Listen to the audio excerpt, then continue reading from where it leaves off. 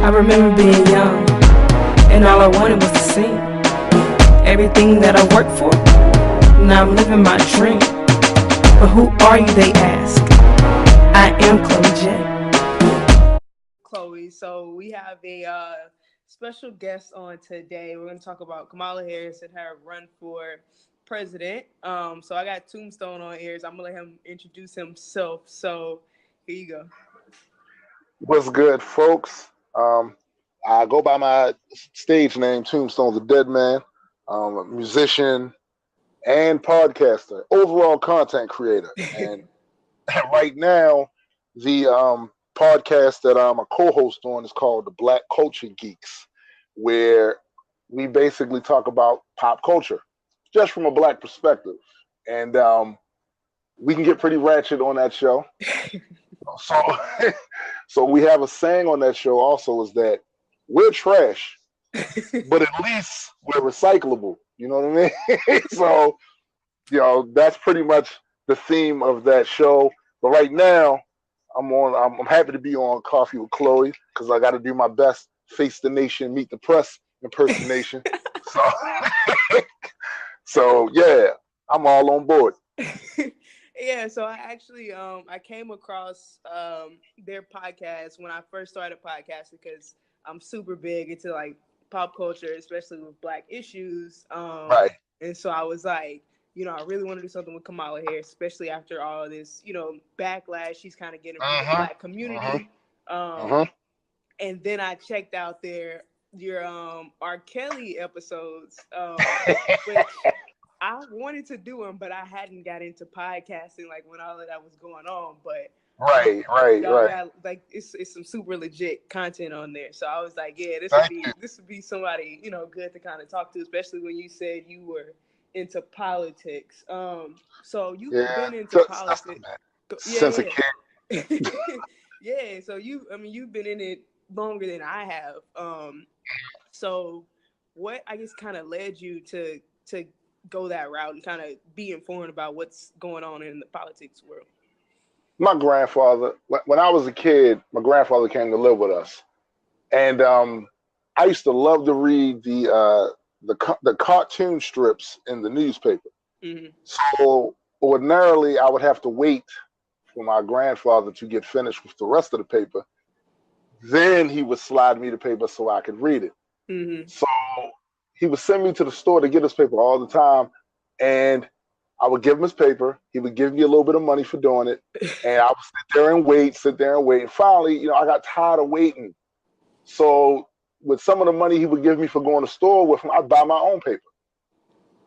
And for like months, all I did was buy the paper and read the cartoons and didn't read anything else. And then one day, I just happened to look at the Maryland section of the paper. So, there's other stuff in here. Yeah. It's not just Snoopy and Family Circus and all that. It's other stuff in here. So I started reading stuff locally first. And then I don't know, one thing led to another. Before I knew it, I was watching Tim Russert on Meet the Press. Watching the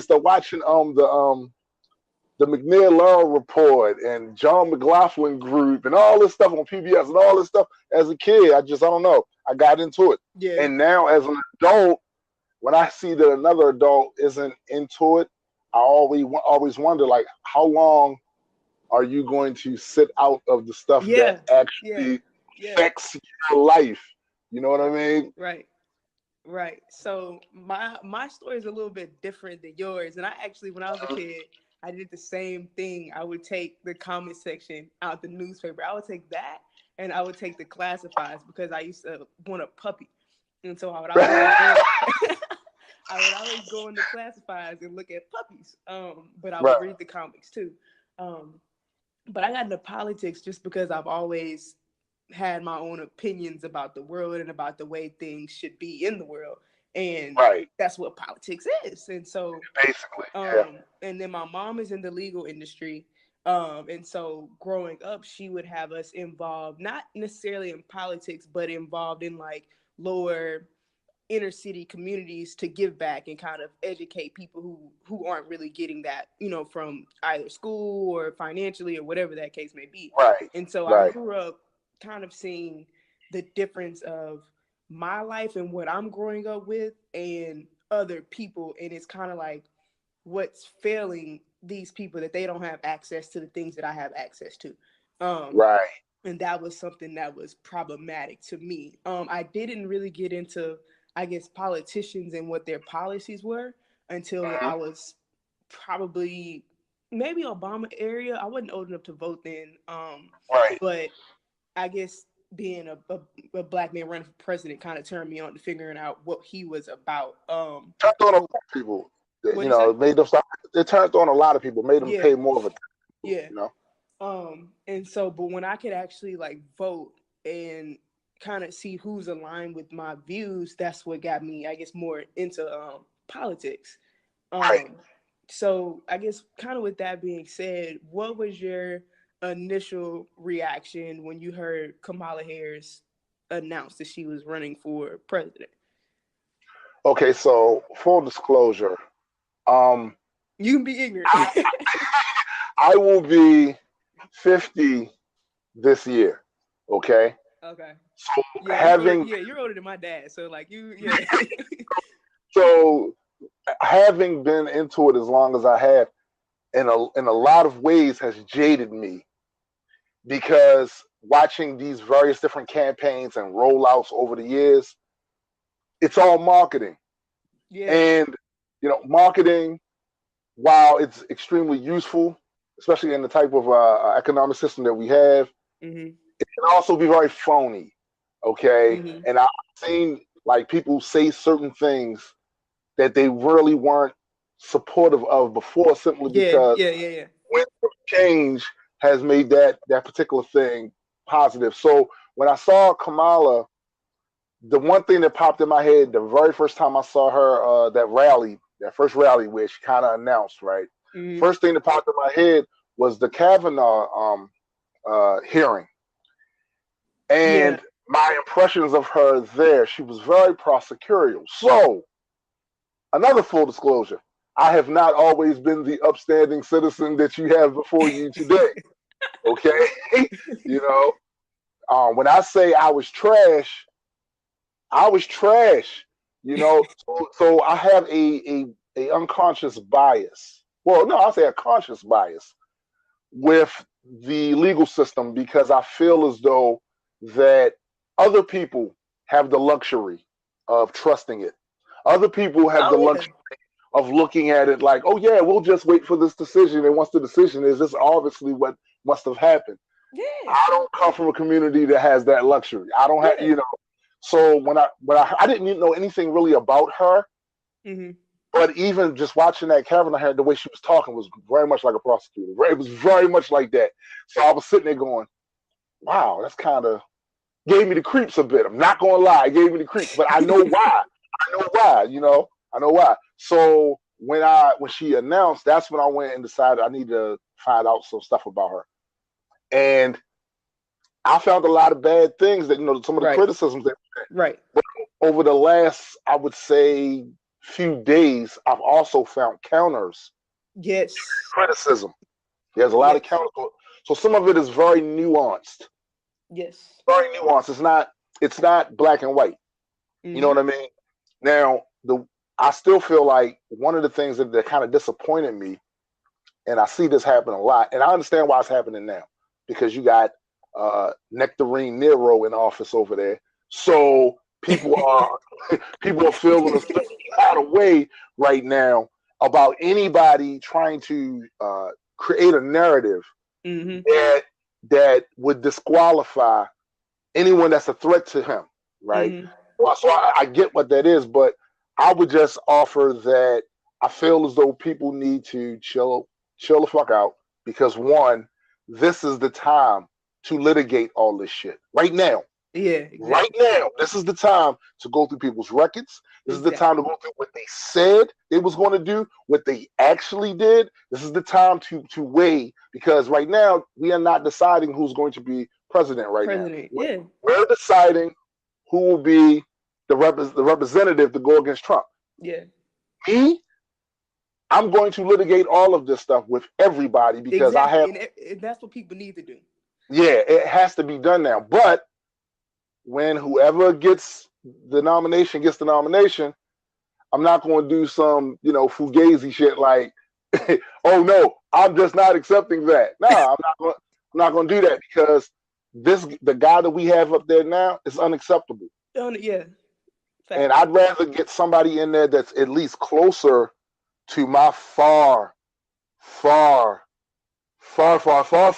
left politics, right? Mm-hmm. Than someone like him who's beholden to the religious right, mm-hmm.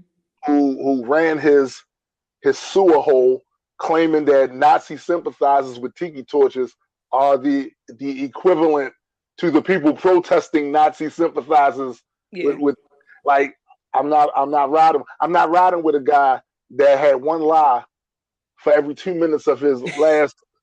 I'm not riding. I'm not riding with that. So like there's lies, and then there's lies.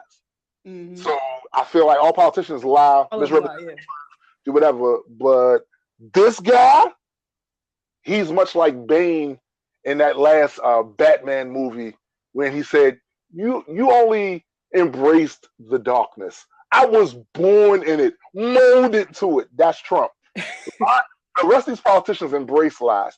Trump was born in it, molded by it. He lies to himself on a regular basis. So no, if Kamala gets in a position where she becomes the nominee, then I'm gonna have to ride with that to get him up out of there. Yeah. So my initial, and again, I'm obviously younger than you, so I'm talking my generation, 20-year-olds or whatever. So, and like I told you before we even talked, I went to Howard, and that's where she went and graduated from. So my initial reaction was not that this is who I'm voting for. Like, it was more so, as a Black woman who went to Howard, it's good to see another Black woman that went to Howard in a position to run for president. That makes complete sense. Exactly. And it's like, how many people can say that, oh, I went to a school where somebody ran for president, and not only did they run for president, but they were Black and they were a woman. And I'm Black and I'm like, you know what I'm saying? Like, she was walking the same ground that I was walking. But in that same breath, I'm in the generation where everything is social media. So when she runs, I'm clocking social media, and you have like all your Howard people like, yeah, HU. And then you have people like, just because she's Black, this is not who we're running with. Look at her politics. Look at her policies. Look what she did as a prosecutor, XYZ. But those same people aren't going and doing that research. So it's also facts. So when I knew of her, but when she originally ran, I didn't know all of her policies or what she did. I mean, I knew the gist of it. And so I went and I looked it up. I looked at her, I guess, rationale behind it. It's a couple of videos where she talks about why she did it. And when she actually did, like, I guess her campaign runoff, like when she had the big speech in California, a lot of the things that she claims she's standing for in her presidency, like, weed, healthcare, women's rights with abortion, stuff like that. A lot of those things are things that I agree with. So after she announced, and even to this day, I'm still not saying I'm going to vote for her, this is who I'm running with. But what I have been consistently saying is I'm going to give her a chance to prove to me that our views are aligned. And I feel like the Black community is not giving her that chance. No. And the sad part, well, a lot of this, I believe, has to do with Obama's presidency, because none of this stuff happens in a vacuum. None of it. Mm-hmm. So there is a significant amount of people in the Black community that did not feel satisfied with the Obama presidency. Now, in some cases, this is because of unrealistic expectations a lot of people had about the power of a president, much less the power of the first Black president. Yeah. You know what I'm saying? So those folks, I've seen plenty of them. maybe weren't invested in politics before intellectually. Maybe they didn't pay attention or think that any of this had anything to do with them. So when Obama's marketing plan came out, his campaign promotional stuff came out, if you look at the way it was back then, it was very awe-inspiring. He's a prolific speaker. Mm-hmm. He can move people, and it can affect the way people see issues, because at the end of the day, and this is something for anybody that is just really starting to get into politics, you need to understand something. Every single last one of them and every single last one of those parties are attempting to frame a narrative that you will buy into. Because they can frame the narrative a certain type of way and get you to buy into that story. They can control your actions via who you vote for, who you support monetarily, and all of that, right? So it's important to understand that these groups, they get these talking points together. Okay, so this is what's being said out there. What is our answer to these things? Okay, this is the answers we're going to use when we go on Meet the Press, Face the Nation, such and such and such. So we send surrogates all over the place. When you start watching this more, you start seeing the pattern. You start seeing how they do their marketing campaigns. And Obama's was very effective. But the problem was, when he got in there, he got hit with, I consider an unordinary amount of just resistance, because it wasn't just based on his, to this day, and it wasn't just based on his policies, because the fact is, even his healthcare policy was a Republican plan. Yeah, that was a Republican plan. And they have a problem with it now. Like, you know, they still have a problem with it now. So this wasn't about. He had a lot of stuff going at him that wasn't just about his policies. So he didn't get a lot of the things that people thought he wanted to get done. And also, Obama got to take some of the blame for this himself, because it's kind of hard when you get up there on a bully pulpit and say, you tell people that are being attacked that violence is not the answer. Anybody that takes any precursory examination of your foreign policy and see these drones killing these babies over there, it rings hollow. It rings hollow. So I think a lot of Kamala's criticism is bleed over from people's dissatisfaction with President Obama's administration and some of the policies he did. Yeah, that, you know.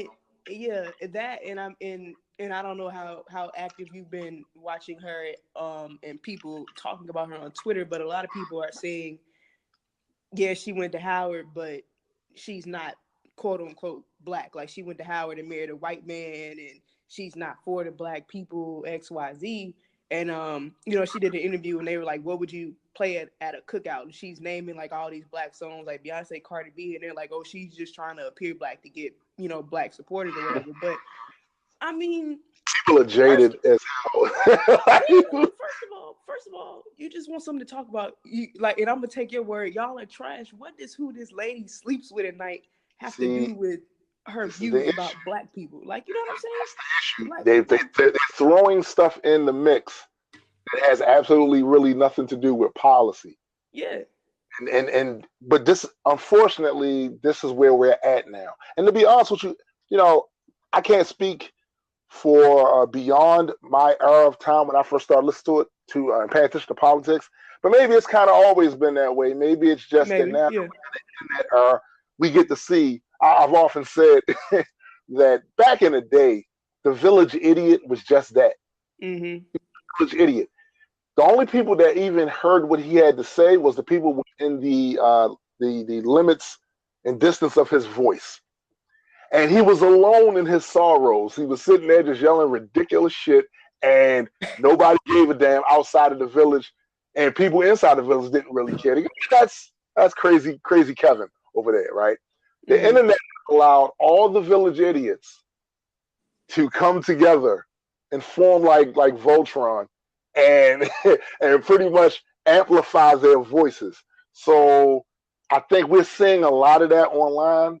And it's affecting the narrative, because we get to see, like, I can literally just go on Facebook and scroll up my timeline and get a myriad of opinions from all across the country, all across the planet, You know what I'm saying? And it doesn't affect the way it affects the energy. It just and not only that, but if you're say for example, if you're on Twitter and you see people dogging her and giving part of the story, and you don't go do your own research, it's like, oh, well, Twitter said XYZ, so I'm not gonna go out and figure out the truth about it. I'm just gonna look at what everybody else is saying, and that's another thing that's going to really hold her back. Her, people, and not to really bring him into this because I really want to just focus on Kamala, but Cory Booker. People are giving him the same backlash as well because he announced too, so people are giving him the same backlash.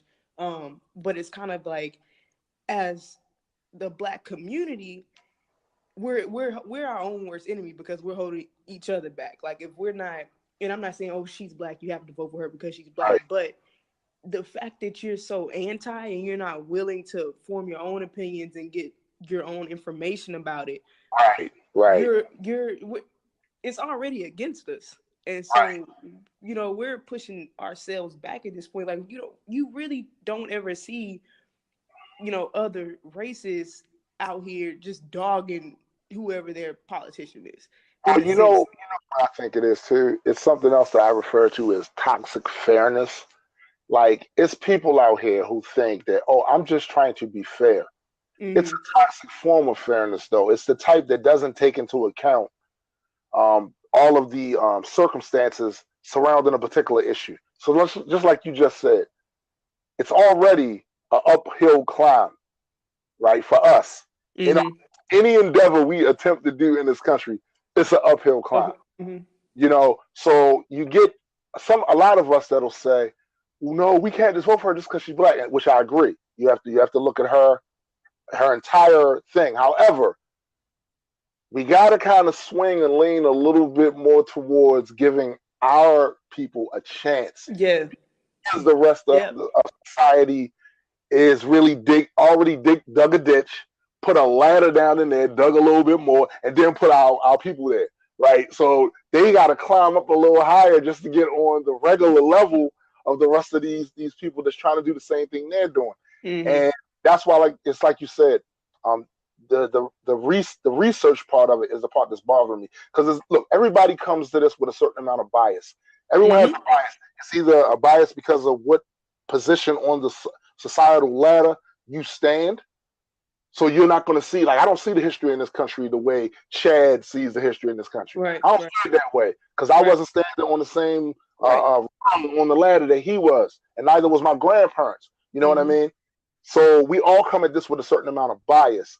I think the trick is, though, to acknowledge your bias to yourself so that you can kind of clear away a lot of that bias fog, and then start looking at the data. Because anybody knows me to tell you, I'm a skeptic. I'm a skeptic about a lot of stuff, and I practice critical thinking. Data sways me. Information sways me as long as the source is legitimate. Right. I don't find no crazy stuff with the sources. And this is something that is testable, observable, and demonstrable. It sways me. So yeah, I think that's the issue. They go in it so anti because of the things they've heard. Maybe they didn't hear the whole thing or whatever. Right. They don't allow themselves to say, wait a minute. Maybe I need to read all of this. Right. Maybe I do. Right. That's what I think anyway. Right. So that's and let's talk about, one of her policies that she had real quick. Her truancy thing where the parents will go to jail if their, child was truant. So the narrative behind that I'm seeing people say is she's locking up kids and she's locking up parents because the kids aren't going to school. I literally had this conversation with somebody last week, and he was like, we were talking about, people was running. He was like, yeah, Kamala, she's out here locking up parents. And I'm like, did you actually go and look and see what that really meant? Because it's getting screwed that way, when in reality, was that her policy? Technically, and I'm going to air quote, technically, yes. But it was, her definition of truancy was 20 plus times a year.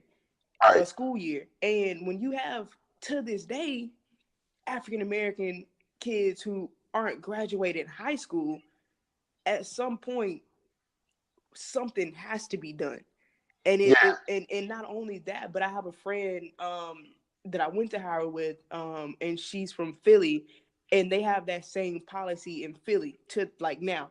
And what they do is they go back and they get a caseworker, like a social worker that's a caseworker. She works on the cases. She figures out what's going on at home before they arrest the parent.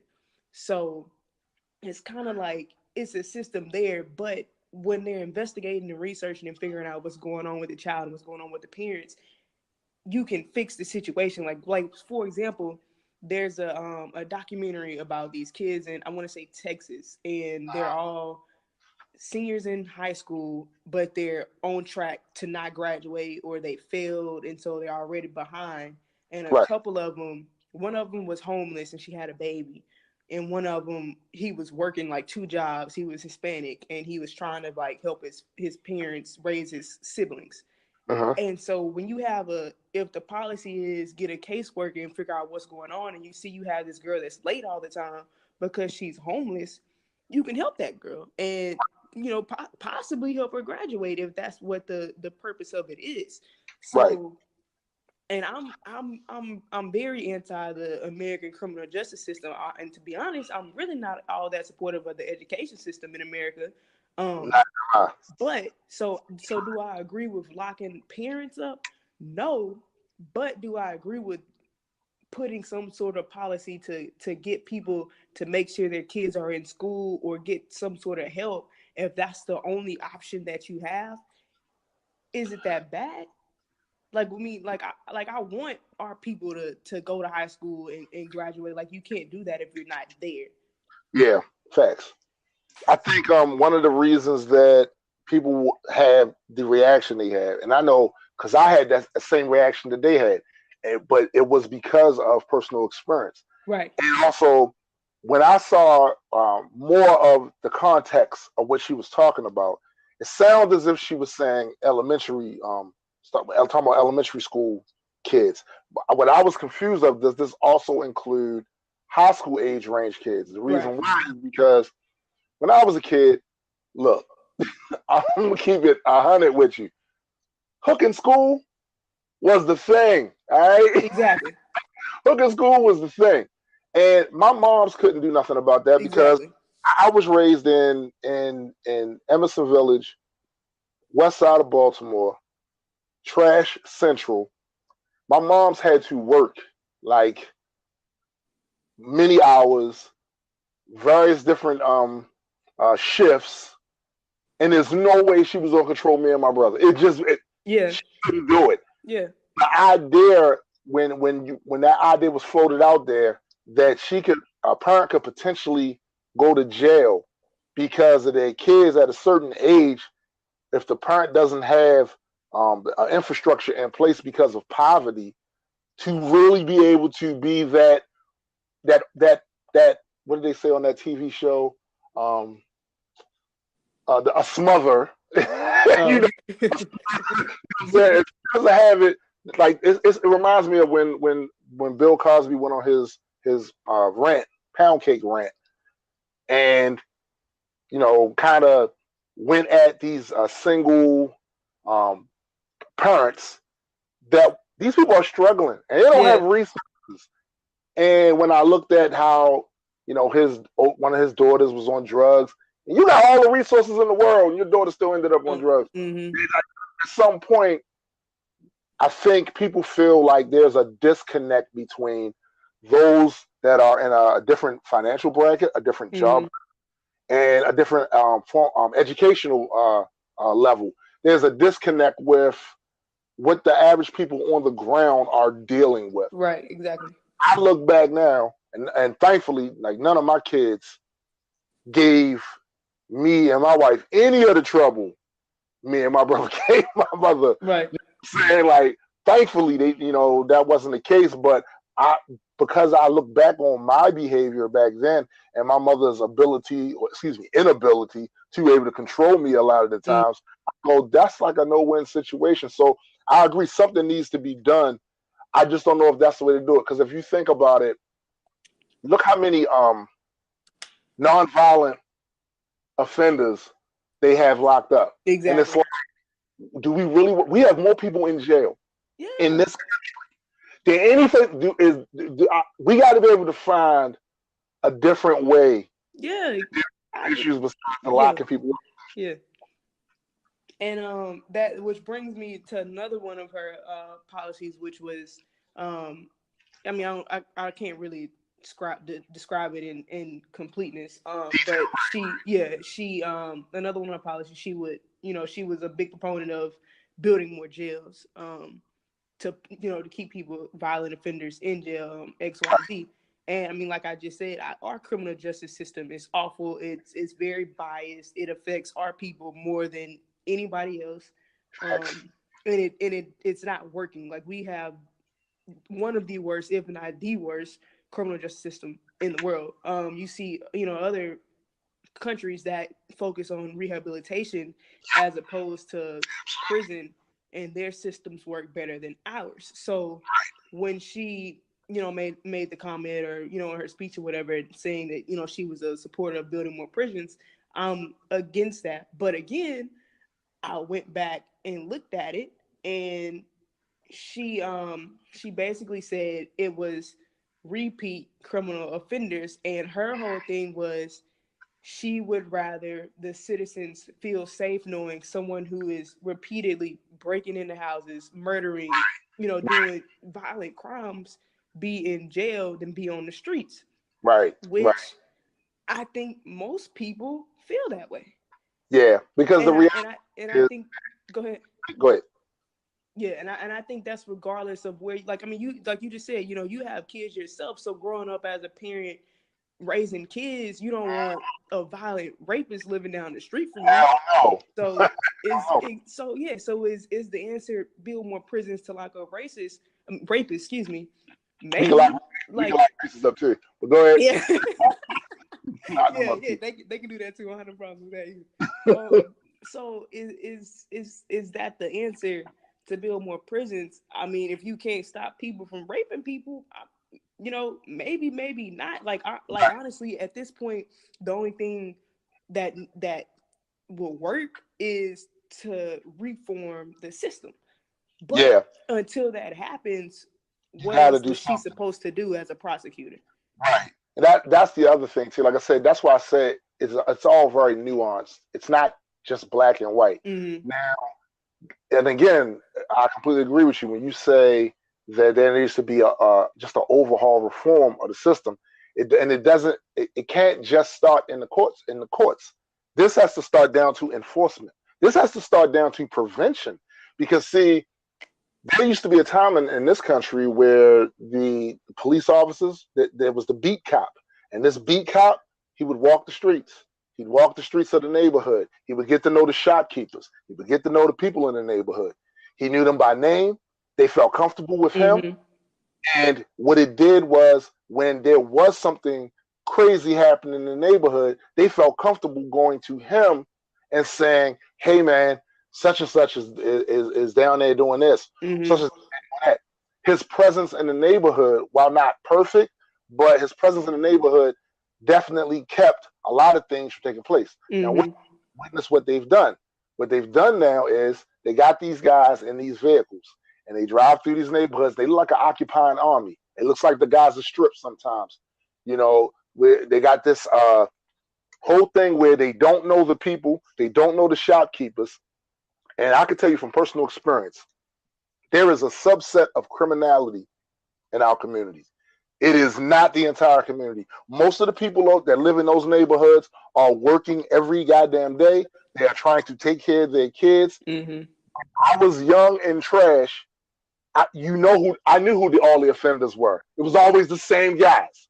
Mm-hmm. It's the same crew that's running around there because poverty affects people differently. Yeah. So some people are going to have this idea, well, maybe I can work my way out of the poverty. Mm-hmm. Some people want to think, well, maybe I'm not going to have an opportunity to do that, but I can at the very least make sure that I have my basic needs. And then some people are going to be like, man, this whole system is trash.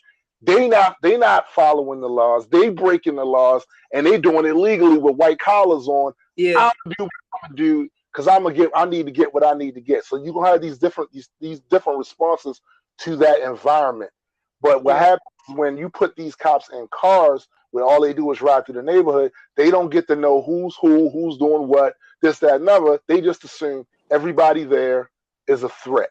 Right. And so all of this has to be overhauled from the law enforcement part all the way up to the courts and even into the legislation. All of that needs to be dealt with. And until it does, is like you say, I don't want Johnny the rapist down the street. I don't want him down the street. Yeah, I mean, I don't have kids, but I don't want. If I did, and matter of fact, not even if I did have kids, I don't want Johnny the rapist to live down the street from me. He's not gonna stop at the kids. He's going. It's not even just the kids. Like, it's just if there's someone who is consistently breaking into people's homes, you doing X, Y, Z. Like, I don't. Why is that person out? Like, he's trash. Like, why? Like, you until there's some sort of way to, and you can't prevent it, quote unquote, from happening. But until there's a better answer, I mean, I don't really know what other options there are. And again, you shouldn't feel bad for not knowing either, because these are difficult questions. People that run around act like they think they know what we can. Because even with the locking them up, now my experience growing up, a lot of these guys go to jail during the winter, come home in the summer. Go to jail in the winter, come home in the summer. So they still out there, and they out there in a period of time where the rest of the kids are not in school. They rip the streets, so they're influencing those kids. Yeah, and that's the thing. Yeah, they gotta fix it. I don't have any serious answers. All I can tell you is do observation. Do my tools of observation. This shit ain't working. It's not. And that was my thing. That was my thing with Hillary, and that was the first presidential election I was actually old enough to vote in. And I was a Bernie Sanders supporter. He was for free education. I was in college at the time. I still like I just said a minute ago, our education system here sucks. I don't see why people are going into debt in the amount of debt that there has been collected over the last couple of years to go to school. So I was supporting him for that. He wanted universal health care, so I was supporting him for that. And my problem with Hillary was everything that happened while Bill was president and while she was first lady, and the amount of African American people that were incarcerated during that time. So that it was the same problem then. I mean, and it is now. So that was my problem with her. But when it came down between her and what'd you call him, Tangerine? My man SPJ calls him Tangerine Timmy. I call him Nectarine Nero or Mango Mussolini. So when it was between that and that, I'm like, I have to look at what's best for. I said the same thing and did the same thing. Yeah, It's not because it's bigger than me. Like, it's. And you're an adult now, and when you was a kid, you didn't want to eat your peas. Yeah. You didn't want to eat, but the vegetables you got to eat them. Yeah. Into the ice cream, and I think a lot of these adults now, it's a lot of wishful thinking going on right now. Like, it's a lot of I too would like a perfect candidate. Right. Who wouldn't? But ain't none of them coming because it's never been a perfect world. We're not gonna get one now, and this system is toe up. It's toe up. So the other thing is like with Kamala. Okay, so we need to understand something. None of these politicians or potential politicians came from Mars. They were all bred, educated in the same society that the rest of us live in. If your politicians are trash, it might be time to look in the mirror. All right? The old saying is true. I haven't seen it never to not be true. You get the representation you deserve. So as much as I can't stand his orange ass with his little hands, as much as I can't stand him, America absolutely. When I see people say this is not America, I go, "What America you been looking at?" Yeah. It's not a what? Because you hate to admit it, but it is the America. Like when people are like, "Well, there's nothing racist about Make America Great Again." When was it ever great for us? Find a time when it was ever great for all citizens. And here's the thing. This is the other thing I think is it's a bit of falseness that they try to add to this narrative. Nobody who is criticizing that is saying that we expect perfection from anything. Mm-hmm. We're not talking about the normal inadequacies or inequalities that happen because this guy runs faster than me. That guy did better on that math test. This guy, we're not talking about that stuff. We're talking about systemically. Mm-hmm.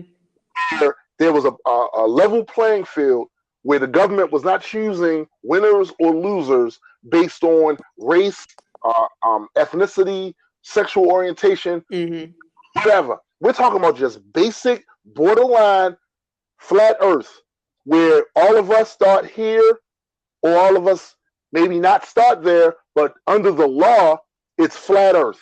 It's not that you have $1 billion in your piggy bank.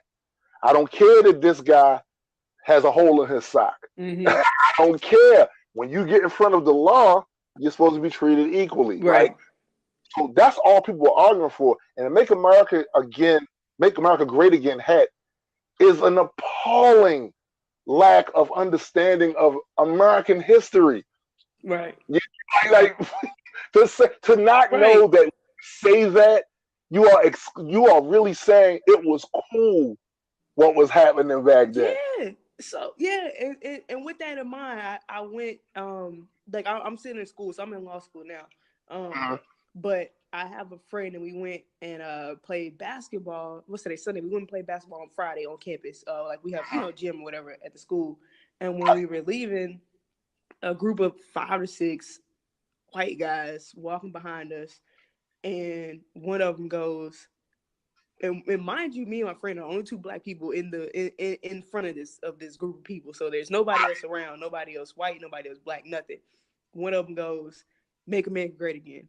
And that's that bullshit. His buddy next to him laughs and goes, "That's a bold statement to make." And I looked at my friend, I was like, "Did you hear that?" And she was like, "What did he say?" And I told her, she's like, "I'm not paying any attention." But I'm like, do I say something and give him the reaction that he wants? Because he said, like, you trying to be funny, obviously. He's trolling. Yeah, exactly. So, I mean, I didn't say anything, but the fact that I'm on a college campus, college and graduate school, because I'm in grad school, obviously, but you and it's one top 20 school in the country, and you're yelling out that ignorance. Like, you know what I'm saying? Like, and how is that not racially motivated? Yeah.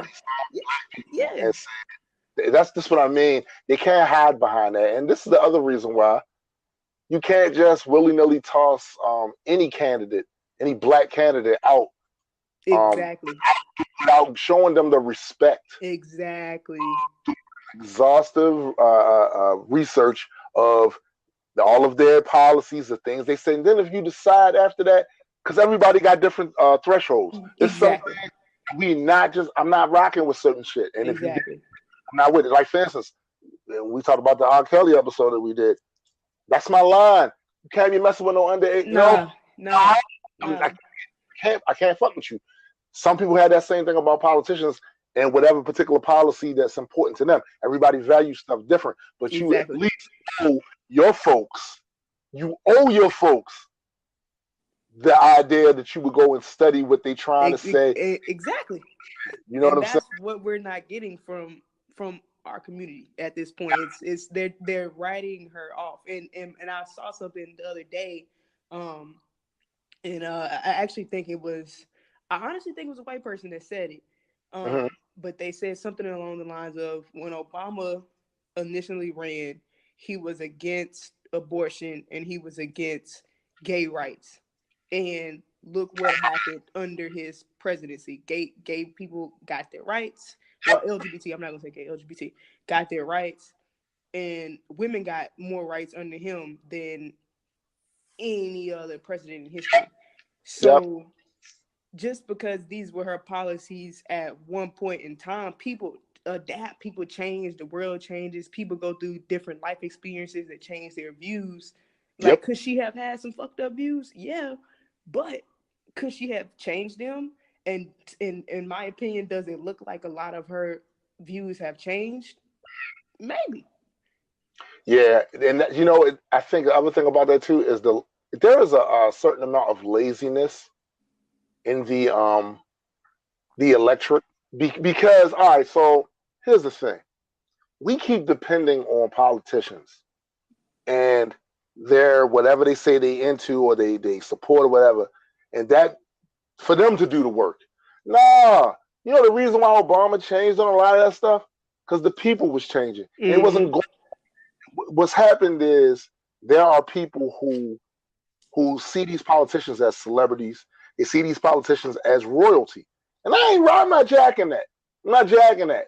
Like, they're not celebrities. They're not royalty. We're not supposed to have royalty in this country. Mm-hmm. They're public servants. And I think what happened is the population, and this is why we're in the trouble we're in, the population has started idolizing these people. Mm-hmm. And I'm saying, no, I'm treating you like the public servant you're supposed to be. And I'm the same energy. You ain't Mr. So-and-so because you are a politician such and such. You're Mr. So-and-so because you're a fellow citizen. I'm going to respect you because I expect to be called Mr. too. Mm-hmm. Like a lot of I'll be honest with you. When I see some of these rallies, the reason I don't go to none of them is because it just looks crazy to me. It looks really crazy.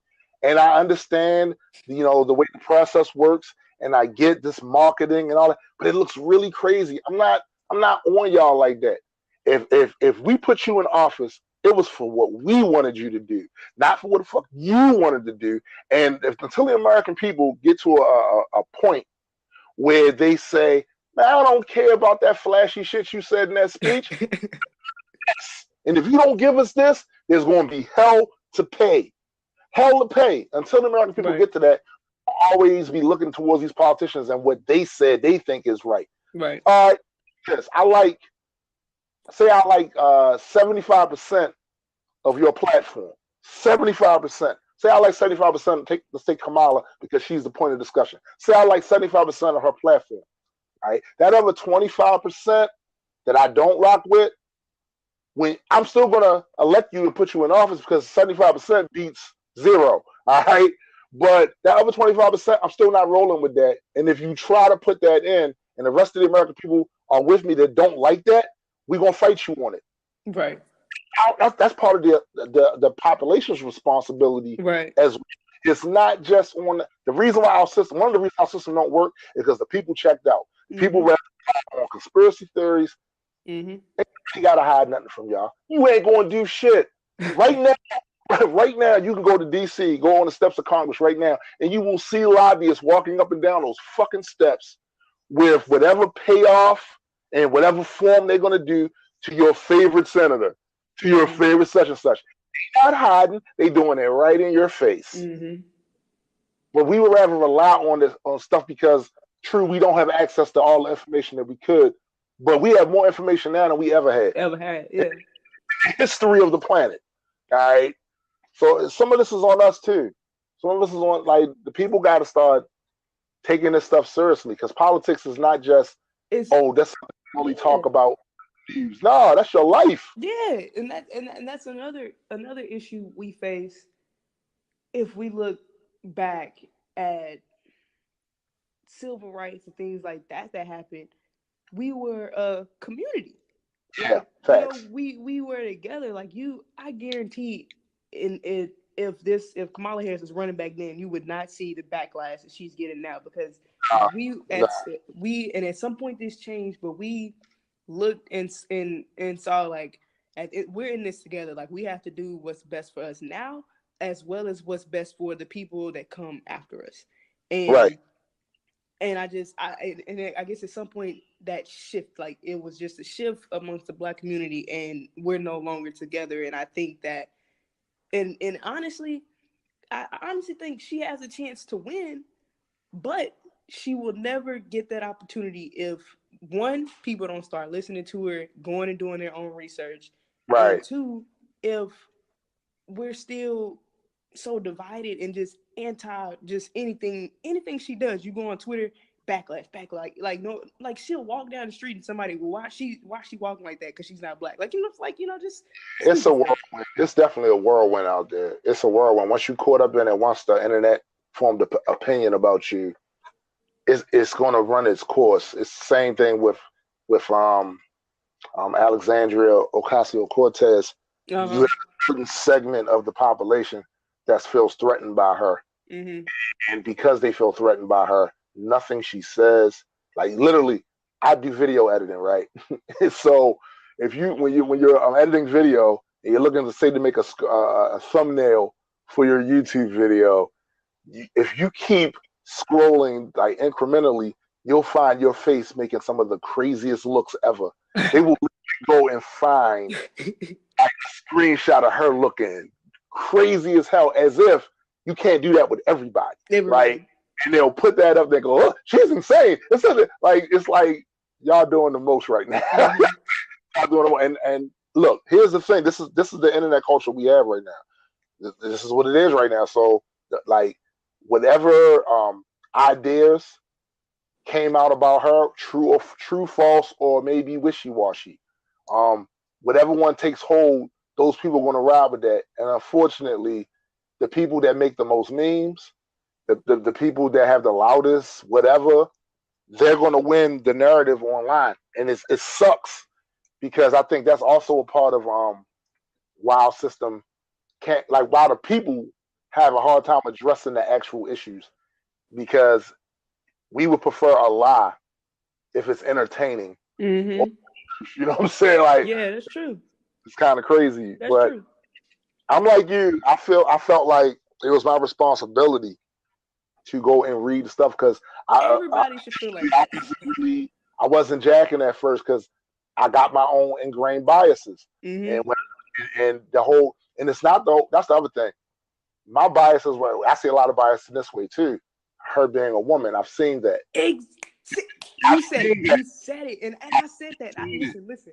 Not to cut you off, but you got me hyped. I literally said that after she did her official campaign launch. I said that I was like, some of y'all need to admit the problem is not that none of her policies. It's not that she's black. It's the fact that she's a woman. And that's what the real, and it is, and it's not even just men that have a problem with it. It's women. Yeah. I've seen it. I know how you can tell through the criticism. Like some of the things they say when they critique, it's like, hold up, yo, what this part got to do with what you say you have a problem with? That shit shouldn't even been mentioned, but you happen to mention it, and it's a narrative that speaks towards her gender, not her policy, not. And I've seen it, and like with me, that's not the case, because I honestly feel like, just from my personal experience, like with my music career did not take off until my wife put stuff in order. You know what I'm saying? So I know too many badass women, you know what I'm saying? Exactly. With their conversational skills, with their levels of education, and let's not act crazy and forget the fact that Black women are like dunking. Exactly. In that department, like, so it's like, don't get me wrong. I've seen plenty of that. I think a lot of guys don't want to acknowledge it because they want to. Everybody tries to have it's called narrative positioning. They're trying to position the narrative where, no, I'm being completely unbiased. No, nigga, I just heard you say something. Yeah. Like, nah. That's like when we first started talking, I said people are like, well, she's married to a white man. Somebody literally said she went to Howard but married a white man, and someone commented back and was like, do y'all keep that same energy when a Black man goes to Howard and marries a white woman? Let's not act like that don't happen. Let's not act like that don't happen. I mean, I went to Howard, so you're not telling me nothing I don't like. Come on, like no. I think, well, like I said, people are trash.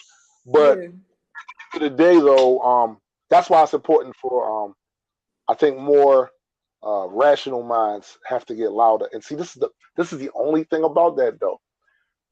sometimes you do have to fight fire with fire, but I don't know anybody that doesn't walk away from that smelling like smoke. Mm-hmm. So, like, it's difficult. It's really difficult. That's why I think a lot of times with the system, a lot of people go into the system with intentions on changing it, and the system wind up changing them because it's a tsunami. Like, there's these things that are put in place long before you were born, long before your mom's was born, long before her mom's was born. Certain things that was put in place, and it becomes like an axiom. This is what things have always been. Mm-hmm. So, and it's really hard to fight that because humans, for the most part, are traditionalists. Like, it doesn't. If this is something that has always been this way, it's kind of hard to get people to break free of that unless it's directly affecting them negatively. Mm-hmm. And other than that, nah. That's why it's so hard to get a lot of white folks to understand even what privilege is, mm-hmm.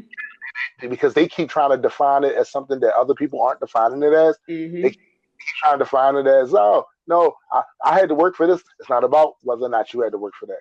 Mm-hmm. It's about assumptions people make about you or about me that they don't make about you. You know what I'm saying? They don't see when I'm a 6'1", 240-pound black man walking down the street. There's a shit ton of assumptions that is made about me. Mm-hmm. And you know what I'm saying? As soon as I walk down the street, most of them aren't good. You don't have that same thing. It's like me as a man, if certain assumptions aren't made about me or certain judgments I don't get in the arena of sexuality, I don't get that, but a woman would. If I go out there and mess with Mary, C, Jill, all this, I'm a stud. A woman go do that, she's a hoe. There's stuff like that. Right. These same things affect the political arena, and that's why I think, like I said, I've seen criticisms of Kamala that have absolutely nothing to do with her policy. Exactly. What's that about? What's that about? Exactly. I mean, I don't know what you want me to say back because I feel it. And so and I said this already, but I'm gonna say it again. I feel like she has a strong platform so far, and I feel like she has the opportunity to win, but I don't think she will. Like I said, because the black community is too divided on her and not giving her a chance, and B, America is not ready for not only a woman president, a female president, but a black female president. Also, I say this too. Like, one of the things she did that concerned me. So when she did her first rollout, she was talking about Medicare for All. Now, I got my opinions about the whole Medicare for All thing. I don't think Medicare for All goes far enough, but it's a start. It's a start. Mm-hmm. So my issue was when she came out for it, and then the moment she got criticized for it, she backed off from it. She backed off and went back to private. Yeah. Now, my issue with that is, if that is going to make you back off, when you get, and if you manage to get in the position, yep, it's gonna go at your neck. Oh yeah. Like I think the reason I liked Bernie is because he didn't back off. Mm-hmm. No, nigga, first, so I don't care what y'all say. Yeah. No, I don't care what y'all say. That to me that's a concerning flag, mm-hmm. and like, she's going to have to steel herself against some of this stuff. Like, if this is what you say you for, you can't then like fall back, because here's the thing: it's like with any negotiation, you go into a negotiation asking for more than what you want. If you go in there only asking for what exactly you want, it's going to whittle down to not what you want. So you go in there asking for more, so you can ask get more.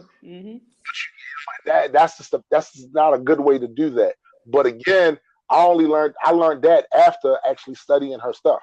So again, they're not even doing themselves a favor, right? By no, go and look. Right. Go and look. So if you decide after that, cool, that's your business. But if you ain't did the work, you can't really expect me to respect your decision like that. Right. You know what I'm saying? Right, exactly. Like, I don't, if you're not educated about whatever opinion you have, if you don't want LGBT people to have rights, if you don't have a logical, and I don't mean it's against the Bible, if you don't have a logical reason why you don't support that, don't talk to me. If you don't have a logical reason for why you're racist, don't no. Just no. It's no logical. Exactly. So you're being real. I was a kid. Look, it's no logical reason out there. Come on, it's none. Yeah, none. like you're being willfully ignorant. Like, like if I want to wake up tomorrow and say I'm gonna marry a woman, what does that have to do with you?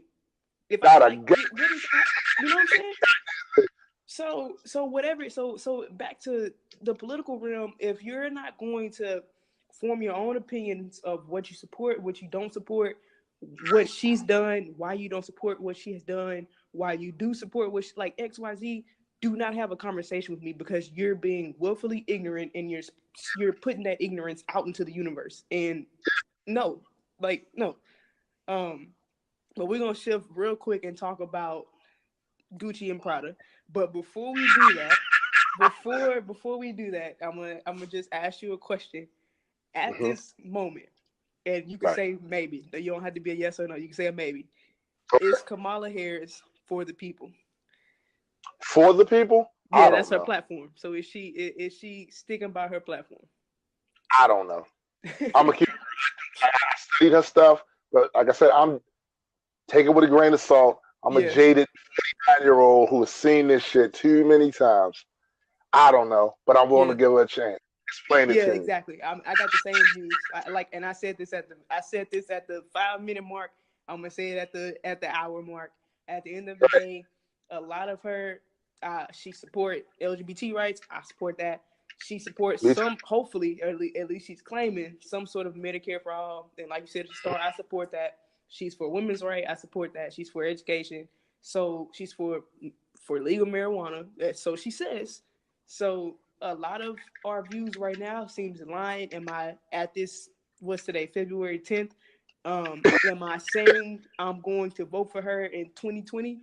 No, but I'm going to give her a chance to show me that our views are aligned and that she has in my views and people who have the same views as me, best interests at heart. And if I feel that way in 2020, that's what I'm gonna rock with. But I'm not going to just ignore her and not give her that opportunity. So I will. It's too early in the game for that. Yeah, exactly. So in 2020, if she shows me that she's for the people, and I would love to see her actually talk about some of this backlash, but she needs to show me she's for the people, and I'll support her.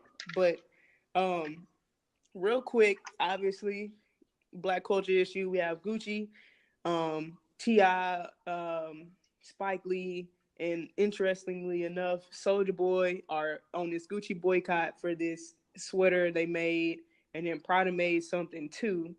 So what's your views on or opinion on that? Okay, so here's the thing, right? So it's a reason why they play with us. It's a reason why they constantly play with us. They constantly play with us because they know that our outrage has a time limit on it. Yeah. So we're going to be mad, but in the process of us being mad for that 2 weeks, they're going to get mad engagement. People are going to say, well, what everybody so pissed off about? They're going to go and look, which is what they want. They want all eyes on me, all eyes on this product right here. So they know that after that 2 week, 3 week period, other concerns are going to come up. Mango Mussolini going to say something crazy on Twitter. Something's going to happen, and black folks are going to run off to that and be mad about that, which might be rightfully they should be mad about. Right. And they're going to go back to selling the same stuff. And oh, by the way, these people are going to still purchase that, and rappers are going to give them free marketing by mentioning it in their bars.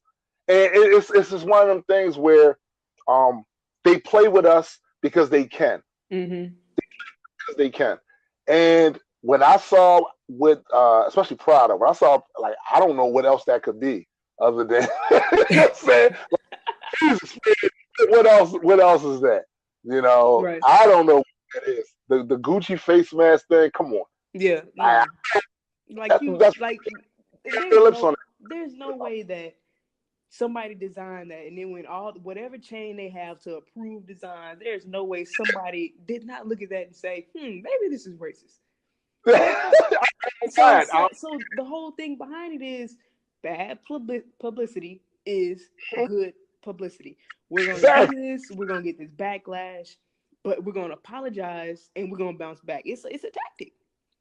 Yeah, it's nothing but a tactic. And we have to, I don't know, I think at some point we're gonna have to be a bit more strategic about this, a bit more tactical, and maybe have a bit more foresight, because they keep running the same playbook. They keep running it's all playbook. Of them. H&M did it it's all of them. They damn sure did. So I don't, like I said, I just feel like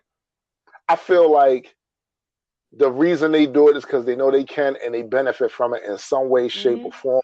I think also we need to get out of the habit of expecting these companies to love us on any kind of intimate level. It's not about that. Me and my wife was talking about this earlier.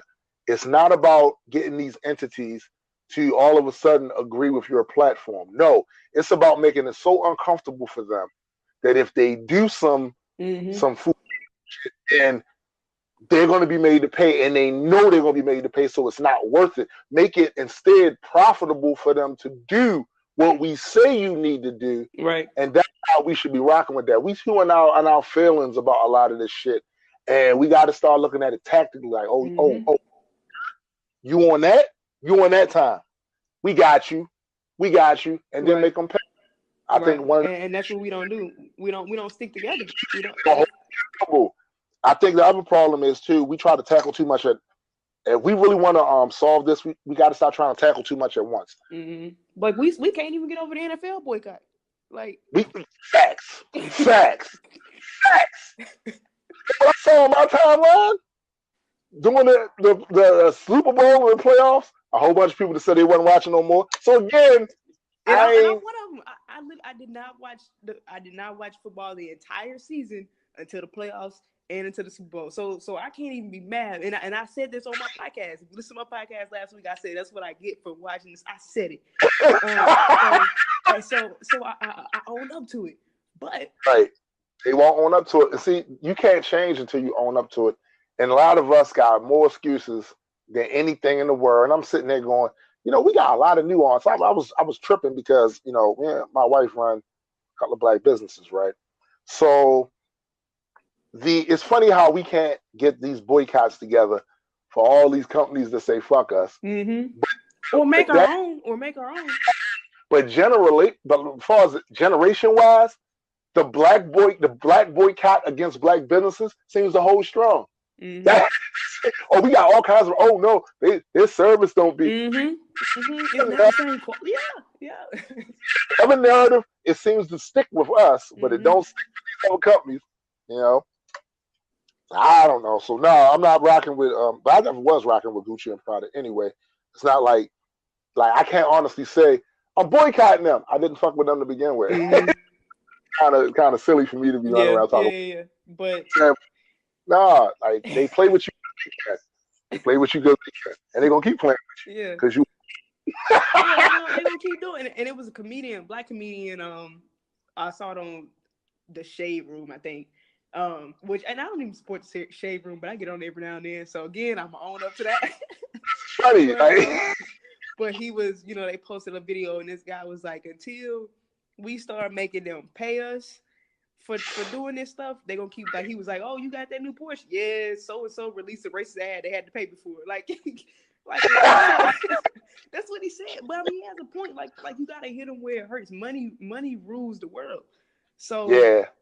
Let's boycott the NFL for a year. Let's not watch Super Bowl. Cap will get his job back. Maybe we'll see some change. I mean, let's do it. Let's stick together and actually do it. Don't just say it. Let's actually do it.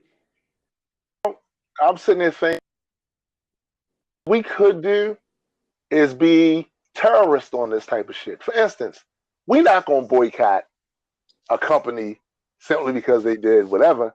We're gonna take a random company just to show y'all how much our dollar matters. We're gonna take a random